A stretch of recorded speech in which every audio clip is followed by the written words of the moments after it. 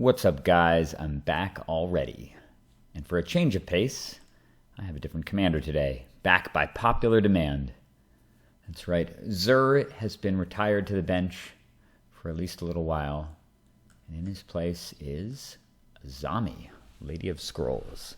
I actually wanted to revisit this deck anyway because a lot of really good blue, specifically mono blue related cards have been released in the last few expansions, particularly the cards in the set that included the Archmage's Charm and Force of Negation, both really, really powerful cards for the Azami archetype.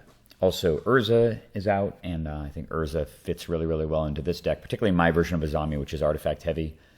And a few other things too. The Prismatic Vista is good in here. Arcane Signet's powerful in it. There's just a lot of really nice tools that have been released for the decks, and also the blue Narset as well. So I have made a bunch of adjustments to the deck. I think I've moved about 6 cards out to make room for those guys. And I've been pretty happy with how well the deck has been performing. I had a really good game before this. Unfortunately, the replay begins to encounter errors 3/4 of the way through the game. I may still record that game because it's pretty cool at the beginning. But right around the point when I'm turning the corner in the game, the replay starts to have issues. So, without further ado, let's take a look at what the opponent is playing. This is Alpha Michael. And he is playing Chulane, Teller of Tales, a brand new commander, which I have seen quite a bit of, actually, over the last couple of days. Pretty cool. I mean, band commanders, there aren't really too many good options for those. Usually people would play the double strike guy with Exalted, or they play Derevi. So this guy showing up is pretty cool. It just sort of adds a new creature to the mix. It's not too, doesn't seem all that different from maybe the blue-green Benthic guy who allows you to play an extra land and draw a card whenever you play a land. Kind of in that same vein, 5-mana commander that draws extra cards. Although this guy has some other groovy abilities, particularly with things that come into play and do stuff. So very flexible, and actually, you know what? This guy's probably most similar to Rune, that other band commander, which I haven't played against in quite some time. But kind of a similar ability to get double, triple uses out of your creatures that do something when they come into play. Those things used to be called 1/8/7 creatures. A long, long, long time ago, around the time of Mirage, when the Mirage expansion was released in Visions. The guys down in Southern California took to calling them 1/8/7 creatures, and that name kind of stuck. And I think the 1/8/7 name was a reference to the police code for murder. Specifically because the card Knight of the Mist was a 2/2 blue flanker for 3 mana. When it came into play, you could destroy a target flanking creature, I think. Or maybe it was destroy a target knight. And so you would just play the Knight of the Mists and kill their flanking guy and get board dominance. And so they started saying that when you played the guy with the 1/8/7 ability, someone was getting murdered. And so that became synonymous for all to enter the battlefield and cause trigger effects. It still sticks in my head, at least. I know most people probably don't know about that. Just a little bit of lore from the past. So, opening hand, I am going first with a 6, and I have a hand that's very borderline keepable. Obviously, if I knew my opponent was going to lead with an artifact early in the game, I would certainly keep this hand. But given the fact that I have 2 uncastable cards, Rift is really not a card you want in your hand at the beginning of the game either. Copy Artifact, obviously, only good if you've got something good to copy that's mana-related, and Memory Lapse, kind of narrow interaction at the beginning of the game. So with that in mind, I'm going to ship this back for a 6. And I get a hand that is more mana-rich, which is most important. Sower and Tezzeret returned. I don't really need the Reliquary Tower right now, so that's going to go on the bottom for sure. And I'm going to keep the Sower of Temptation, obviously. And these Bant decks tend to be pretty heavy in creatures, so I'm hoping to steal something good with it. And hoping it doesn't have a really powerful turn 1 or turn 2. In fact, the last game that I played, the guy cast Serra Ascendant on turn 1 against Azami. I think going first, too, and that is a nightmare scenario to deal with. That might have actually gone first that game, and that may have been the only saving grace. But if there's one card that Azami really hates to see, it's Serra Ascendant on turn 1. You're pretty helpless against it. And the only hope is to outrun it with card drawing. All right, he's got Temple Garden and no play, which bodes very well for me. Oh, right on schedule. A 2-mana counter. Perfect. I'm liking my hand a great deal more already. He places Jace, Vryn's Prodigy, and this is kind of like borderline whether or not to counter this thing, but it's likely that just the card selection alone will be good for him because he'll certainly be able to hit mana drops. So I decide with that in mind. As much as I'd like to steal the Jace, it isn't the best thing to steal in the long term because eventually if you flip it over, you lose control of it. And so with that in mind, I decided to just mana leak it and hope to draw something, another counter spell. It's a questionable counter, but not the worst thing in the world. And now having drawn Mox Opal, I kind of regret maybe not letting Jace stick around so I could steal it and then get rid of the Mox Opal to draw. But what's done is done. At least I have 2 artifacts thanks to the seat. All right, 3 mana. What you got? Birthing Pod. Nasty. That is a super, super strong card. This makes me regret the mana leak even more. Because if he had tapped out to cast Birthing Pod and I mana leaked it, I'd be able to untap and use Sower to steal the Jace, which would put me in a really good position to cycle away the Mox Opal to get a land to cast either Tezzeret or the Azami. So probably a mistake to mana leak the Jace. Ah, nice. But I'm not punished because I draw Spellseeker. Let's see if I can take a look at some of the changes here. And if Anthony, oops, shit. Oh well, next time I tutor, I'll make sure to open it up again. If Anthony Giuliani is watching, you can take a look, as he is the resident Azami expert, and criticize my choices. My deck is obviously just more higher end for Azami. A lot of people who are playing the deck as a 1v1 deck play with a lot more small 1-drop wizards and a lot more cheap counter spells and are just really aiming to make their whole game about getting the commander into play. And I find that that's very powerful and effective, but it does tend to kind of fall apart if you make the entire deck about the commander, if they're able to stop it in one way or another. Put like a Nevermore in play or something in, before you can deal with it, and then suddenly you can't cast Azami and you're playing a lot of really inefficient stuff. And he plays Fimblethip the Lost. This thing's pretty cool, and obviously I can't. Actually, you can only shuffle it if it gets targeted by a spell. It's pretty cool, though. Yeah, that's pretty neat, actually. If you Birthing Pod this guy into play, you get to draw 2 cards. And it makes it just a good Birthing Pod target anyway, since it's a cantrip. He's going to scrap it and get Yisan the Wanderer Bard. Okay, well, now I've got a really good target for Sower. And if I draw a land here, it's going to be a tough choice about whether or not I play Azami and draw 2 and let him get 1 use of Yisan, or if I just steal it right away. But I'm pretty sure I'm going to steal it right away. The problem is with the interaction with Birthing Pod means that he can fetch up a 1-drop and immediately convert it into a 2-drop and get Yisan rolling even faster. But I drew an artifact, which is really nice, and a 1-mana artifact, so that's going to turn the Mox Opal on. I'm going to get 4 mana anyway, and now I've got 5 total, and now I'm definitely going to Sower the Yisan. Although I don't expect the Sower to stay in play very long against someone with Birthing Pod. They probably have a number of different ways to interfere with it. At least he's not playing black, and he can't tutor up things like Shriekmaw or something. All right, got in there for 1 with Spellseeker. And now I'm fully tapped out with Mana Drain in hand and just dreading what he might be able to do here. My hope, honestly, is that he just plays his commander. And lo and behold, he does. That's really, really nice, actually. All right. Moment of reprieve. Now I have to decide whether or not I want to sit on the Mana Drain or just mobilize with Azami, given the range of things he could do. When I draw a land here, I think about it for a little bit, and I decide actually the play here is to just cast Tezzeret. And I was quite tempted to go and fetch Winter Orb here. The problem with that plan is that if he, let's say hypothetically, he has a card like the Elesh Norn in his deck, and that's not honestly entirely unreasonable for him to have the card.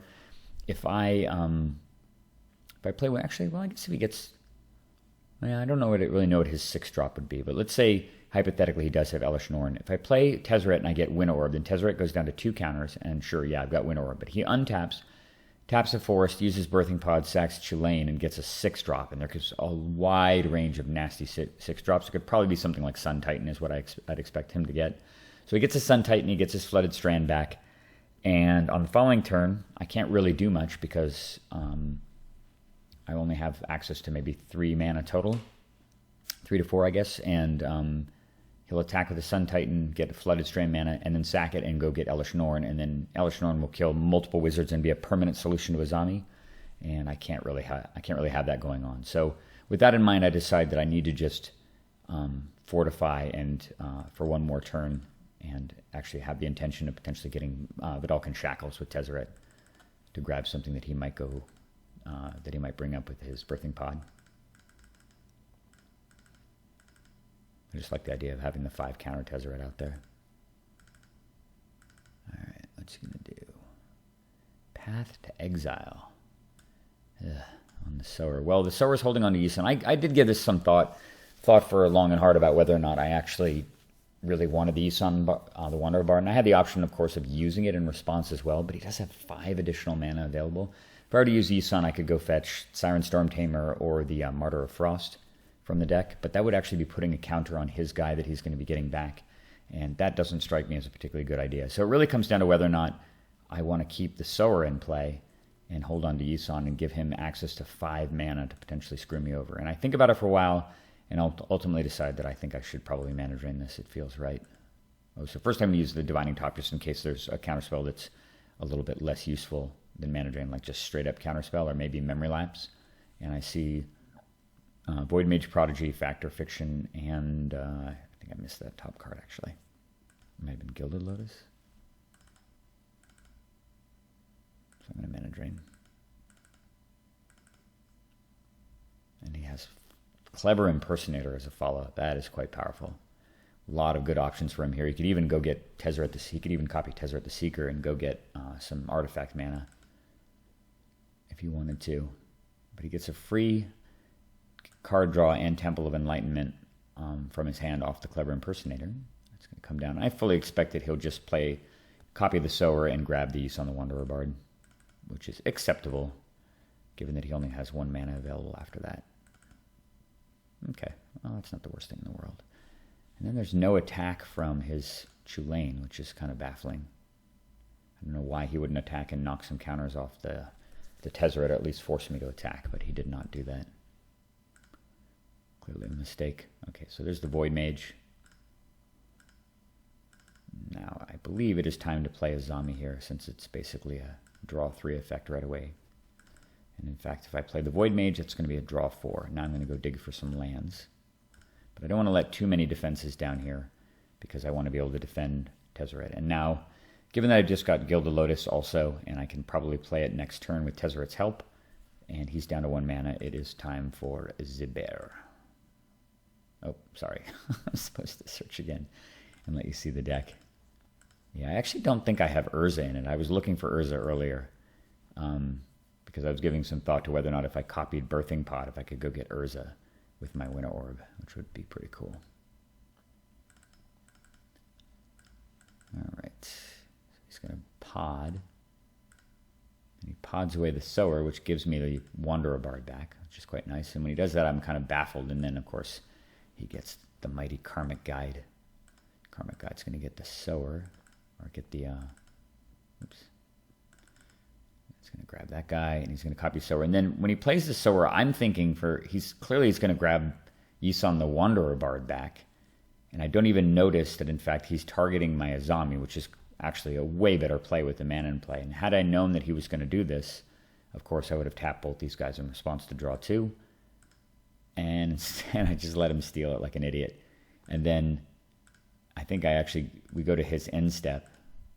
Okay, and he's casting Mystical Tutor, which just seems really, really strange choice. I mean, I guess maybe he's worried about me countering it with Void Mage Prodigy, but don't telegraph a Mystical Tutor on your main step when I have Winter Orb in play. I mean, it just gives me so much information. He gets returned to dust, which is going to be quite a challenge to cast.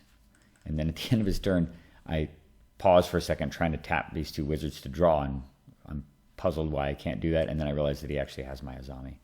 So that's going to change what I do with Tezzeret quite a bit, because I need that back. Plus he's got 2 wizards in play, and I can't have him ancestraling every turn. Oh, wonderful, Mox Diamond. Okay, I'm going to go slow here. 3 counters, search the deck for a 3. All right, what have I got here? So Arcane Signet's in the deck. I have Nate to thank for this. I could not find a trade bot who actually had this card. But he happened to have a second one. Oh, wait. No, actually, it wasn't Nate. It was Mr. 5-Color Good Stuff, actually, or 5-Color Bad Stuff that had it. So I have to thank him again. His name is Andrew. So thank you again, Andrew, for that. Very nice of you. Let's see, what else have I changed in here? There's Archmage's Charm. Oh, yeah, Castle Vantress. I just added this. I'm not positive that this card belongs in here, seeing as how I don't imagine with 4 mana available I'm going to be using the Scry ability much, but it's barely worse than an island and has some innate advantages over it, so I think it's at least worth testing. I've cut a few of the 3 mana counters from the deck. going on? There's the Karn Liberator just still in here because it's so versatile. There's Narset. Prismatic Vista is another addition. This is a fairly, not that, obviously. This guy's a fairly recent addition. Teferi's in there, Vanillion Click, yeah. So it doesn't look like I actually have Urza in here, despite the fact that I have about, whatever this is, like, I don't know, 14 artifacts or something. More than enough to justify using the card, and it should certainly be in the deck. So I need to figure out what to take out for it. I might cut this guy. I haven't been that impressed by him. Anyway, I'm getting Shackles because I need my Azami back. And then he makes the same mistake I made.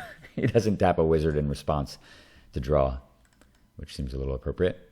But I'm going to do that. So I draw. I'm really, really hoping to hit a land here. I'd love to have a land so that I can use my Divining Top. And I'm just getting a bunch of good cards, but no lands. Okay. Well, fortunately, I have Wind Orb in play, so his next turn is not that scary. All right. No Echo for you. That's for sure. All right. Yeah, super happy, actually, to have him lose the 5-mana guy and not being able to Birthing Pot it. He just passes. Doesn't even decide to pod down, I don't know, the Sower or something. All right, well, I'm certainly going to draw a land this turn. I'm going to play a Mox first. Let's draw some more off of these guys. Oh, Treachery. All right, well, Azami is just doing Azami things at this point. The draw engine plus Orb is just so unstoppable. It feels very unfair. All right, I'm going to cast Brainstorm, and I finally get another land. So I'll put back the Rift and probably the Factor Fiction, which is very unlikely to be cast at this point. Oh, I guess I kept the Rift. All right, Flowerstone, double blue available to use my Void Mage Prodigy. 7 cards in hand, looking pretty fortified at this point. It's going to be hard for him to get out. And I know that one of the cards in his hand is the Dust to Dust, which he's a long way from casting. And even if he does have a way to cast it, I can just counter it with that. So barring him having some groovy Birthing Pod tricks, I'm feeling pretty secure. He goes to Plowshare Azami. At this point, not worth countering. I don't particularly care, since I've got full hand and plenty of good things to do over the next few turns. He's going to pot away that guy. Yeah, Revelark. Clever girl. Interesting. All right. Revelark seems like a nice thing to steal. I did not use my top at the end of the turn there, which was a mistake. Factor Fiction. Yeah, I reordered. I put these in the wrong order too. I should have put, well, I guess I have Gilded Lotus on top, but no real reason to play it yet. Since I need 2 mana, I'm just going to steal the Revelark. Can actually attack. Still got 2 mana untapped also for the Void Mage if need be. This thing is such a juicy thing to sacrifice to Void Mage Prodigy. Alright, he's still thinking about pods, and clearly if he's podding his commander at this point, he's getting pretty desperate. But away it goes. And as predicted, there's a Sun Titan.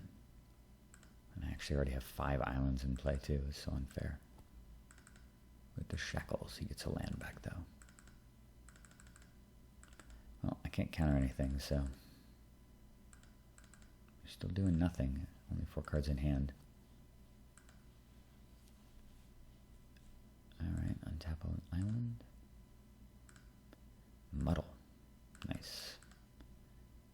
Alright. Pretty insane. Treachery with Wind Orb out. Untap all of the tapped lands. And that is it. There's the scoop. And honestly, he's basically toast anyway at this point. With all of my land untapped and a Sword of Feast and Famine in my hand, I can smash him for, even if he still has the Sun Titan in play. I've got 6 in there and he's at 12, and I've got multiple counterspells in my creatures. So, and particularly with the sword, it's very, very unlikely that there's any cards that he can use at this point to even get out of this. Regardless, I mean, I guess he could Birthing Pod the Sun Titan into an Elesh Norn, which would kill me potentially. But by stealing the Sun Titan, it prevents him from doing that. If I didn't have the Treachery, I would have just probably used Cyclonic Rift on the Birthing Pod and countered it on the way back out. And that is all she wrote. A little bit of early contested game, given the fact that he had some pretty good early plays and I had to mulligan. But once Azami got its hooks in, the game just becomes inevitable. And as I've said before, this feels like it's the best Wind Orb deck in the format. It is just The draw engine for free with your creatures plus Winnow Orb is just too strong. And this deck doesn't even have Urza in it yet, and it will shortly. But hope you guys enjoyed that game. I'm probably going to be playing a fair amount of Azami games because the deck feels kind of new and fresh to me, and it's fun. So look forward to those. See you guys soon.